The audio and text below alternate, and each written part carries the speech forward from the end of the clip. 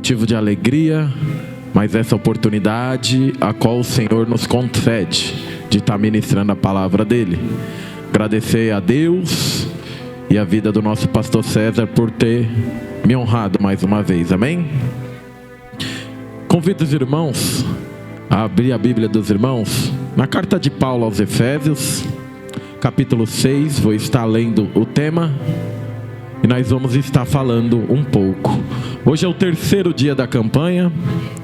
Deus falou poderosamente no primeiro dia, Deus falou também no segundo dia, e eu creio que Deus vai falar hoje e vai continuar falando em nossos corações, amém? Efésios 6:10, todos acharam? Acompanha aí no telão quem não tem Bíblia, e vamos ler a palavra do Senhor. No demais, irmãos meus, fortalecei-vos no Senhor e na força do seu poder.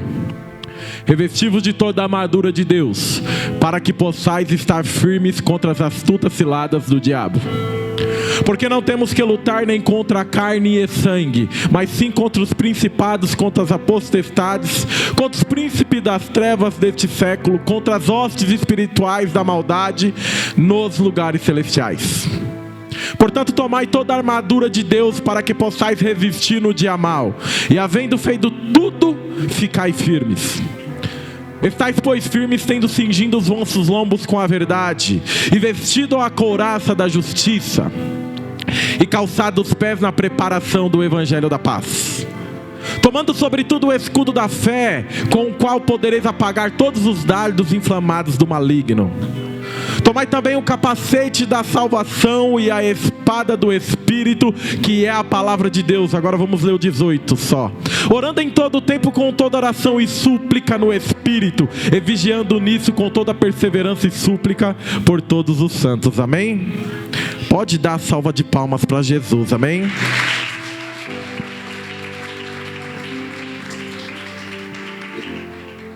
Aleluia.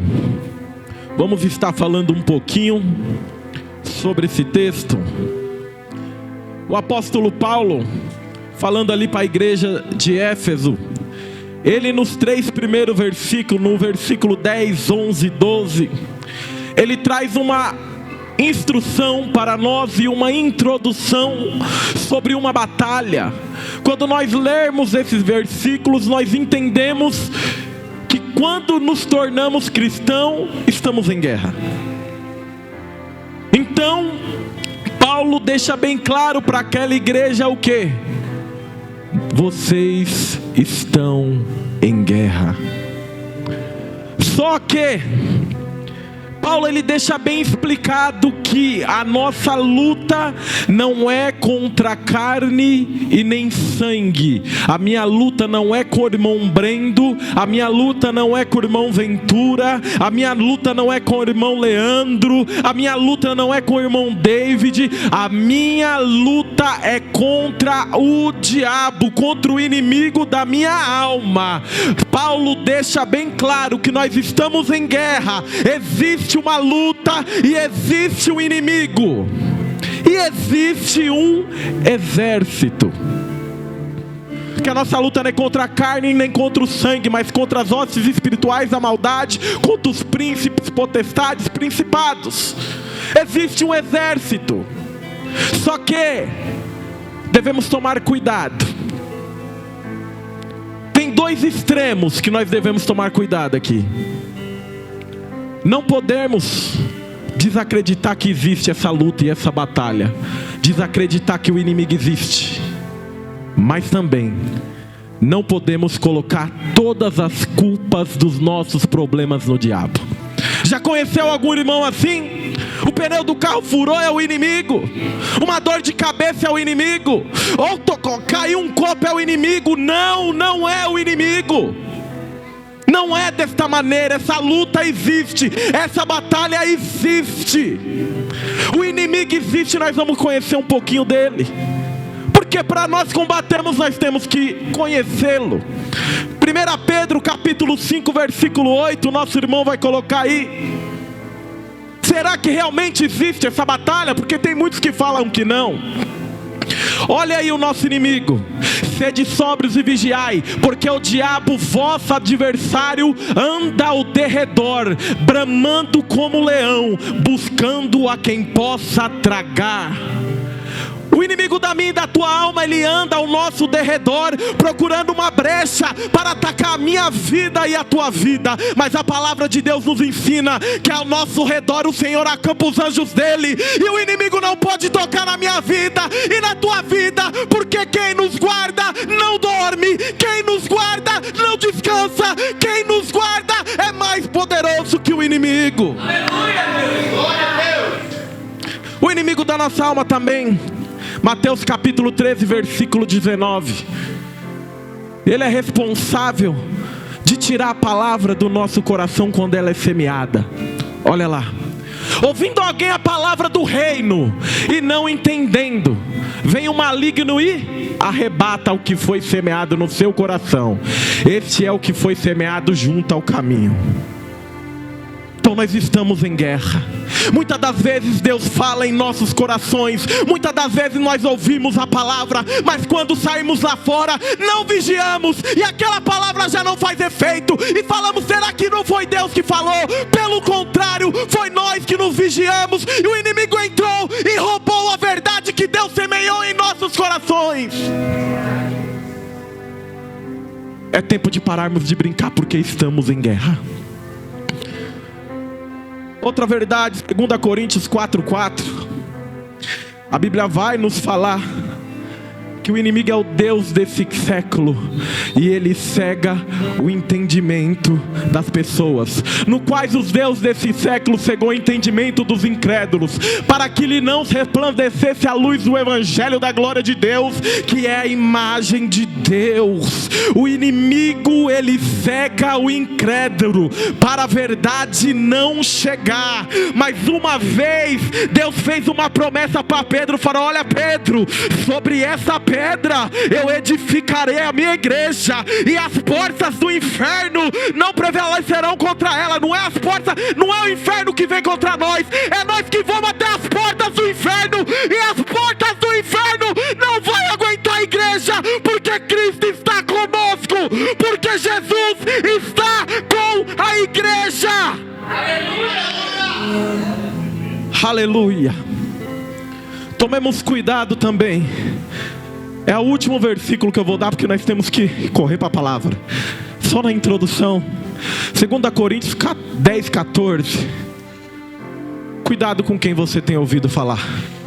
Cuidado com os milagres que você acha que é milagre. Cuidado com aqueles que têm anunciado o falso evangelho, porque o inimigo da nossa alma, ele se transforma em anjo de luz para enganar muitas pessoas. 2 Coríntios 10:14, é isso? Falei, acho que é o versículo errado, acho que é o contrário. Mas o versículo diz assim: não é maravilhado, porque o próprio Satanás se transfigura em anjo de luz. Não deixe esses milagres, esses sinais deixar você maravilhado, porque o inimigo faz de tudo para enganar a minha vida e a tua vida. Mas e agora? Sabemos que existe um inimigo, sabemos que ele é poderoso. Como lutaremos? Como ficaremos no meio dessa guerra? Não é assim? Ficamos preocupados. Eu sou fraco, sou limitado. Realmente, nós somos fracos, somos limitados. Mas Jesus, em 2 Coríntios 10:4, diz assim: porque as armas da nossa milícia não são carnais, mas sim poderosas em Deus para a destruição das fortalezas. As nossas armas não são carnais, as nossas armas são espirituais, para ir contra as fortalezas. Que fortalezas é essas? Contra o nosso inimigo, contra o inferno, contra Satanás. Deus nos dá essa armadura para nós pelejarmos essa guerra. Nós não estamos desprotegidos nessa guerra. E existe uma certeza. 1 João capítulo 3 versículo 8 diz assim: quem pratica o pecado é do diabo, porque o diabo vive pecando desde o princípio. Mas para isto se manifestou o Filho de Deus, para desfazer as obras do diabo. Ainda que eu não tenha força, ainda que você não tenha força, mas o Filho de Deus se manifestou para desfazer as obras do diabo contra a minha vida e a tua vida. Mas existe um porém, que nosso diácono Cristiano pregou aqui na semana passada. Isaías 59, capítulo 1 e versículo 1, versículo 2. Eis que a mão do Senhor não está encolhida, para não poder a salvar, e nem seu ouvido agravado, para não poder ouvir. Mas as nossas iniquidades fazem divisão entre nós e o nosso Deus, para que Ele não nos ouça. E agora, o que faremos se só erramos? A Bíblia fala: aquele que confessa e deixa alcança misericórdia. A Bíblia nos ensina que o sangue de Jesus nos purifica de todo pecado. Tem purificação para a minha vida e para a tua vida. Tem mudança para a minha vida e para a tua vida. Mas o que nós precisamos fazer nessa noite? Precisamos nos arrepender. Precisamos nos arrepender. Arrependei-vos, porque é chegado o reino de Deus. Se arrependa nessa noite, que você vai sair daqui cheio de Deus, cheio de força para pelejar nessa batalha e nessa guerra. Aleluia, Deus. Aleluia. Aleluia. Glória a Deus. Aí agora nós vamos começar a pregar. 7 passos para nós vencermos o dia mau. Porque o que Paulo fala? Revestidos de toda a armadura de Deus para resistirmos no dia. O dia mau chega para todo mundo. Não adianta. O dia que nós vamos estar cara a cara com o inimigo da nossa alma vai chegar. Essa luta vai chegar, não tem para onde correr. Então 7 passos para vencermos o dia mau. Eu não sou de dar tema, mas Deus colocou no meu coração. 7 passos para vencermos o dia mau. Aí Paulo começa: vocês não estão sozinhos nessa guerra. Vocês não estão sem armas. Vocês não estão sem armadura. Aí Paulo começa no versículo, aleluia, de número 14. E ele começa no primeiro, para a igreja tomar o cinturão da verdade. O irmão Rian depois vai colocar a imagem da armadura aí para vocês terem uma ideia. Esse cinturão é como se fosse meu cinto, só que era mais grosso, é lógico. E ele servia para dar sustentação para a armadura. Do jeito que está segurando minha calça aqui, servia para segurar a armadura. E além de segurar a armadura, ele segurava a espada. A bainha ficava lá e segurava a espada. Aprenda uma coisa: cinturão da verdade. Se a verdade não estiver na minha vida, não tem como eu pregar a verdade. Antes de eu pregar a verdade tem que estar em mim. Em quantos dos crentes nos dias de hoje estão vivendo na mentira? Contando mentirinhas, não tem nada a ver. Ah, uma mentirinha só para sair dessa situação complicada, não tem nada a ver. Não tem nada a ver, será que não tem nada a ver? Evangelho de João capítulo 8, versículo 44. Vamos ver de onde vem a mentira. Vós tendes, isso é Jesus falando, viu, irmãos? Não é palavras minhas. Vós tendes por pai o diabo, e quereis satisfazer o desejo do vosso pai. Ele foi homicida desde o princípio, e não se firmou na verdade, porque não há verdade nele. Quando ele profere mentira, fala do que lhe é próprio, porque é mentiroso e é o pai da mentira. Será que nós podemos andar na mentira? Será que o servo de Deus pode andar mentindo? Quando nós mentimos, nós já estamos desfalcados dessa armadura. Já estamos sem o cinto. E o cinto servia para segurar a espada. Não tem como eu usar a palavra sem a verdade. Não tem como. Vamos entender isso aqui. Eu não consigo usar a palavra sem o cinturão da verdade. Amém? O que Jesus fala? Se o diabo é o pai da mentira, ele fala o quê? João 8,32: e conhecereis a verdade, e a verdade vos libertará. João 14, versículo 6: e disse-lhe Jesus: eu sou o caminho, eu sou a verdade e a vida. O nosso Jesus é a verdade. Por isso que nós temos que andar na verdade e deixar a mentira. Se a mentira tem reinado na sua vida hoje, Deus tem libertação para a tua vida. A partir de hoje você vai sair daqui entendendo: para mim andar com Jesus verdadeiramente, vencer o diabo, eu tenho que estar na verdade. Aleluia! Aí Paulo vai e continua: tomai também a couraça da justiça. A couraça era um equipamento que vinha do pescoço.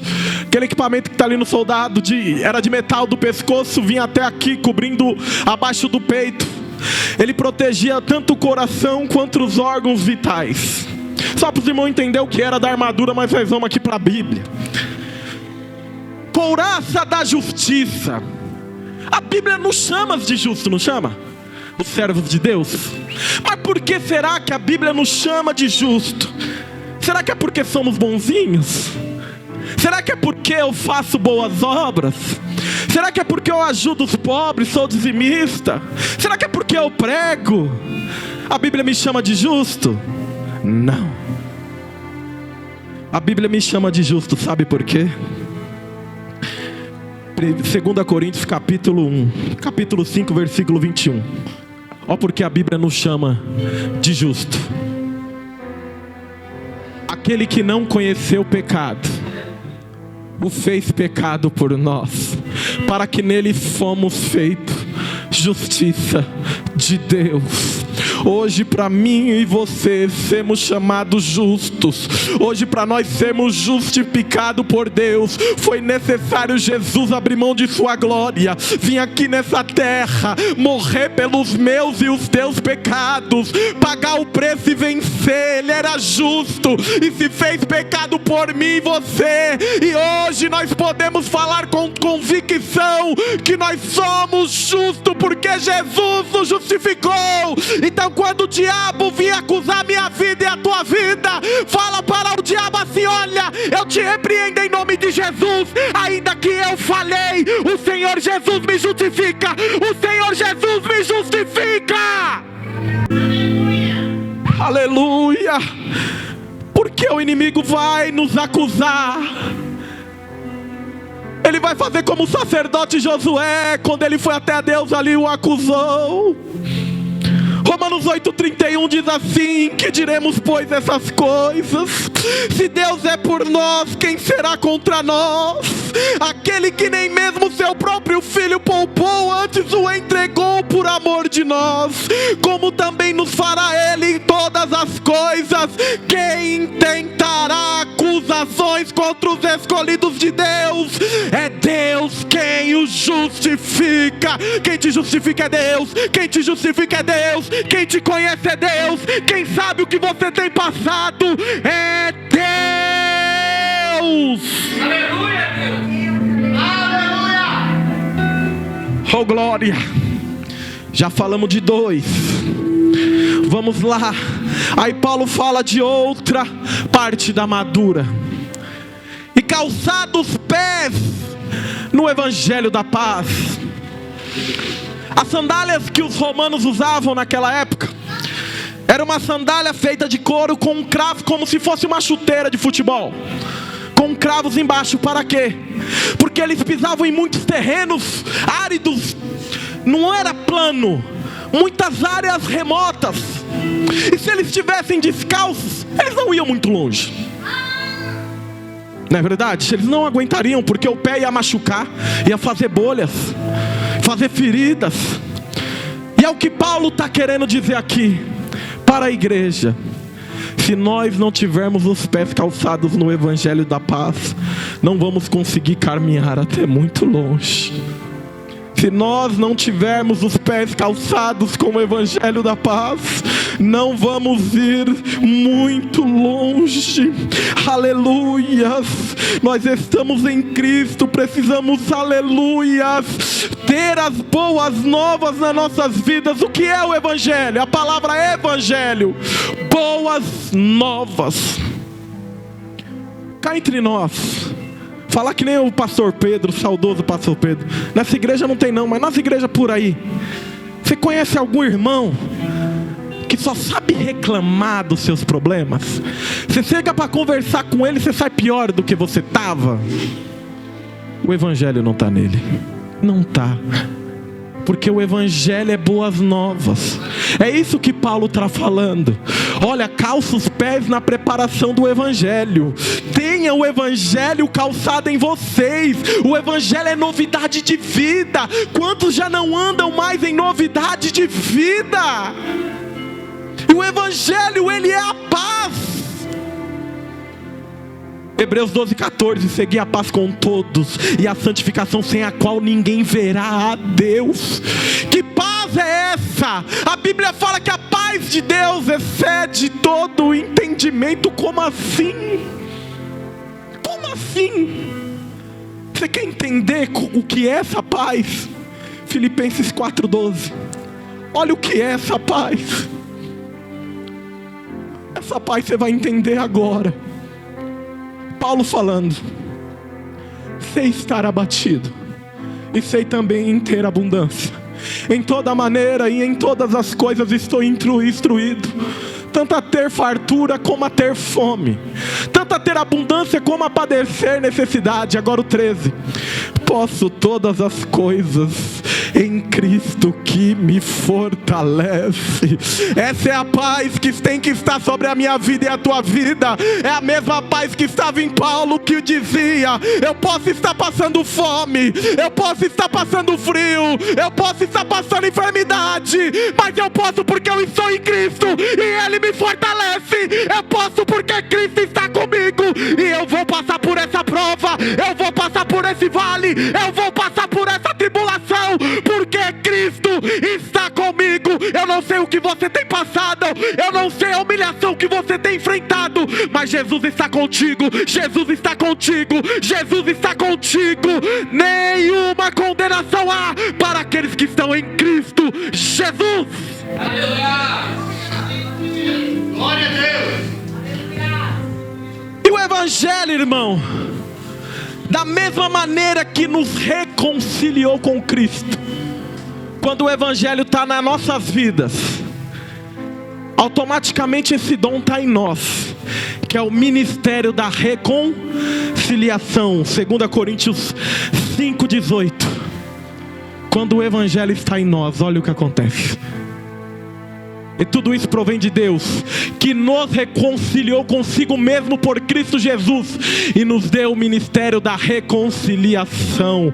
Irmão, comece a praticar isso. Quando vir alguém falar para você: não vai dar certo, aquele negócio está errado, aquela irmã está assim, aquele irmão está assim, repreenda esse espírito em nome de Jesus. Repreenda esse inimigo que quer te desanimar em nome de Jesus, porque Deus te deu o ministério da reconciliação. Deus nos deu o ministério para levantar o caído, não para derrubar aquele que já está abatido, meu irmão. Aleluia. Não foi para isso que Jesus nos chamou, mas sim Ele nos deu o ministério da reconciliação. Glória a Deus. Nós vamos por quarto, vou correr um pouquinho. O escudo da fé. Esse escudo media mais ou menos 1,60 m de comprimento e 70 de largura. E o que Paulo fala? Tomai o escudo da fé, para poder resistir os dardos inflamados do maligno. Dardos inflamados são flechas pegando fogo. Já viu aqueles filmes antigos, quando eles jogavam aquelas flechas pegando fogo e batia no escudo e continuava a queimar? É isso que o inimigo faz muitas das vezes na minha vida e na tua vida. O diabo lança dardos inflamados nas nossas vidas. E muitas das vezes na hora nós não entendemos, mas aquilo vai queimando. Aquele sentimento vai se aflorando. E aquilo vai criando raiz dentro das nossas vidas e vai nos afastando de Deus. Aí começam os pensamentos de incredulidade, os pensamentos de que não vai dar certo, os pensamentos de dúvida, os pensamentos que Deus me esqueceu, os pensamentos que Deus me abandonou, os pensamentos que eu não sou capaz, eu não vou conseguir, eu tenho que desistir, tem gente melhor que eu. Tome hoje o escudo da fé, porque quem te escolheu foi Deus, quem te chamou foi Jesus. Ele não se arrependeu não, o mesmo que te chamou é o mesmo hoje, e Ele vai fazer grandes coisas na tua vida. Porventura foi homem quem te chamou? Aleluias, não foi. Aleluia, foi Deus, e Ele é fiel para cumprir as promessas dEle na minha vida e na tua vida. Aleluia. Ah, mas eu não tenho fé. Como eu faço para ter fé? Romanos 10, 17. Vou te dar um segredo que está na Bíblia. Olha como nós fazemos para ter mais fé. De sorte que a fé vem pelo ouvir, e ouvirá. Quanto mais nós ouvirmos a palavra de Deus, mais nós vamos crer que Deus está nas nossas vidas. Quanto mais nós ouvirmos a palavra de Deus, menos nós vamos ficar desanimados. Vamos para o outro que nós vamos falar já já da palavra de Deus. Aí Paulo vem e fala: tomai também o capacete da salvação. Aleluia. Satanás, ele tem atacado com força a mente do cristão. Ele tem atacado com força. Nunca houve uma geração tão depressiva quanto a nossa. Ele tem atacado com força. E muitas das vezes não conseguimos controlar os nossos pensamentos. Muitas das vezes estamos como Moisés: me mata. Ou como Elias: tira a minha vida, para mim já chega. Estamos assim. Por quê? Porque a nossa mente muitas das vezes é tomada por pensamentos que vêm para nos desanimar, para nos abater, e perdemos o controle. Mas não fui eu que escolhi esse tema, Deus colocou no coração do nosso pastor. Meu irmão, hoje põe a mão na tua cabeça, em nome de Jesus. Eu ministro pela palavra de Deus a cura sobre a sua mente, sobre a tua vida, meu irmão. O nosso Deus, Ele ainda cura. Toda depressão, em nome de Jesus, venha ser curada agora. Aleluia. Toda síndrome do pânico, em nome de Jesus, venha ser curada agora. Toda ansiedade, em nome de Jesus, venha ser curado agora. Todo pensamento suicida seja curado agora, em nome de Jesus, em nome de Jesus, em nome de Jesus. Aleluia. Creia que hoje você vai sair daqui curado pelo poder da palavra de Deus. Esses pensamentos não vão mais dominar a tua vida. Toma o capacete da salvação, porque para nós vestirmos esse capacete foi necessário Deus se entregar. João 3,16. E Deus amou o mundo de tal maneira que deu seu Filho unigênito, para todo aquele que nele crê não pereça, mas tenha vida eterna. Versículo 17. Deus não enviou seu Filho ao mundo para condenar o mundo, mas para que o mundo fosse salvo por Ele. Hoje você é salvo porque Jesus se entregou. Não deixe o inimigo falar que você não tem jeito. Não deixe o inimigo falar que Deus não te ama, que a salvação para você é perdida, porque Jesus pagou um alto preço pela tua vida, pela tua alma, para você estar aqui hoje. Toma hoje o capacete da salvação. Sai aqui com a certeza: se Jesus tiver um encontro contigo, você vai com Ele para a glória, você vai com Ele para o céu. Aleluia. Glória a Deus. Aleluia. Não desista da sua salvação. Nada pode te tirar da presença de Deus. Romanos 8:35 diz assim. Romanos 8:35. Quem nos separará do amor de Deus? a tribulação, ou a angústia, ou a perseguição, ou a fome, ou a nudez, ou o perigo, ou a espada. Como está escrito, por amor de ti somos entregues todos os dias, fomos reputados como ovelhas para o matadouro. Mas em todas essas coisas somos mais do que vencedores por aquele que nos amou. Porque eu estou certo, esteja certo, que nem a morte, nem a vida, nem os anjos, nem os principados, nem as potestades, nem o presente, nem o porvir, nem a altura, nem a profundidade, nem alguma outra criatura nos poderá separar do amor de Deus que está em Cristo Jesus. Nada pode te separar do amor dele, nada pode te separar do amor dele. Saia daqui convicto que nada pode te separar do amor de Deus. Aleluia, Deus. Aleluia. Aleluia. Vamos para a sexta, a palavra. E tomai a espada do Espírito, que é a palavra de Deus. Para vencermos Satanás, temos que usar a palavra. Moisés quis libertar o povo judeu com a sua espada. O que aconteceu? Ele mata o egípcio e fracassa, ele tem que fugir. Quando ele tem um encontro com Deus, ele volta com a palavra de Deus. E o que ocorre? O povo é liberto. Pedro quis defender Jesus com a sua espada e corta a orelha de Malco. Jesus vai lá e gruda a orelha no mesmo lugar e repreende Pedro. Quando Pedro é cheio do Espírito Santo, ele usa a palavra de Deus, quase 3.000 almas se convertem. Na segunda, quase 5.000 almas, ou é o contrário, amém? Jesus, quando tem um encontro, se batiza e vai para o deserto e o diabo vai tentá-lo. Ele vence o diabo com a palavra. Jesus com fome 40 dias, o diabo chega até ele: olha, se tu és realmente o Filho de Deus, pega essa pedra e transforma em pão. Jesus olha para ele: olha, nem só de pão viverá o homem, mas de toda a palavra que sai da boca de Deus. O diabo leva ele até o pináculo do templo: lança-te daqui, porque está escrito que aos teus anjos dará ordem ao teu respeito. Jesus fala: também está escrito, não tentarás o Senhor teu Deus. O diabo leva para ele para o mais alto monte e fala: olha, te darei tudo isso se você se prostrar diante de mim. Jesus olha para o diabo: olha, ao Senhor teu Deus adorará e só Ele servirás. O diabo sai da presença de Jesus, porque Jesus resistiu à tentação e venceu com a palavra, com a palavra, com a palavra. Hebreus 4:12, porque a palavra de Deus é viva e eficaz, é mais penetrante do que qualquer espada de 2 gumes, penetra nas divisões da alma, juntas e medulas, é apta para discernir pensamentos e intenções do coração.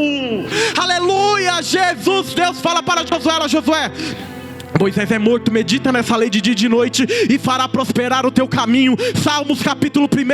Ah, bem-aventurado o varão que não anda segundo o conselho dos ímpios, e nem se detém nos caminhos dos pecadores, e nem se assenta na roda dos escarnecedores. Antes tem seu prazer na lei do Senhor, e nela medita de dia e de noite. Pois será como a árvore plantada junto aos ribeiros, cujas folhas não caem, e dá os seus frutos na estação própria. O salmista fala: lâmpada para os meus pés é a palavra de Deus. Se você tem andado em escuridão, se apegue na palavra, que a luz vai raiar na sua vida. Aleluia. Para encerrar rapidinho, a sétima. Qual é a sétima? Ela está fora da armadura, mas ela que vai dar energia para essa armadura. O que é? O versículo de número 10: orando em todo tempo. A oração é a energia que capacita o soldado. Se nós não orarmos, não tem como ter poder. Aleluia. Lembra lá de Atos capítulo 1 versículo 14? A Bíblia vai falar que os discípulos perseveraram em oração, aleluia, após Jesus subir ao céu. E Atos capítulo 2, a Bíblia vai falar que eles estão reunidos no cenáculo, e de repente vem um som do vento veemente ardente, impetuoso, aleluia, e ali vem sobre a vida deles e repousa sobre a vida deles, línguas como que de fogo, e ali eles começam a ser cheios do Espírito Santo, irmão. O poder não vem daqui para aí, o poder vem de lá para nossas vidas. Não adianta, nós temos que se humilhar para ser revestido de poder. Sem oração não tem como vencermos. Oração sem ação também não adianta. Lembra de Moisés? No deserto, Amaleque ameaça o povo. O povo não tinha experiência com guerra. Moisés, tá bom, eu vou subir no monte, Arão e Hur vai comigo, eu vou orar. Josué, você fica aí com a espada, Josué. Josué com a espada lá embaixo guerreando. Moisés orando no monte. A Bíblia vai nos falar, quando ele estava com a mão erguida, o povo prevalecia. Mas Moisés cansou e descia a mão. Aí o povo perdia. Aí Moisés tentava levantar, o povo prevalecia. Aí Moisés descia, o povo perdia. Aí de repente Arão e Hur ora para ele e fala: eita, ele está precisando de ajuda. Arão segura numa mão e Hur segura em outra, e sai o povo é vencedor. E a palavra do Senhor foi honrada, porque o povo de Israel saiu vencido, saiu vencedor daquela batalha. Ei, quem sabe as suas mãos já estão sem força, você já não aguenta mais caminhar, já não aguenta mais orar, já não aguenta mais fazer aquilo que Deus colocou no seu coração para fazer. Mas hoje Deus está levantando Arão e Hur para te ajudar. Hoje Deus está levantando Arão e Hur para ajudar a tua vida. Você não está sozinho, Deus está contigo. Para encerrar, meus irmãos, tome toda a armadura de Deus, guarda o que tem. Apocalipse capítulo 3 versículo 11: eis que venho sem demora. Pai, guarda o que tem para que ninguém tome a tua coroa. Guarda o que tem, se reveste hoje com a armadura de Deus e resista no dia mau, e aguarde firme até o dia do Senhor, porque Ele vai voltar para buscar uma igreja lavada e remida no sangue dele.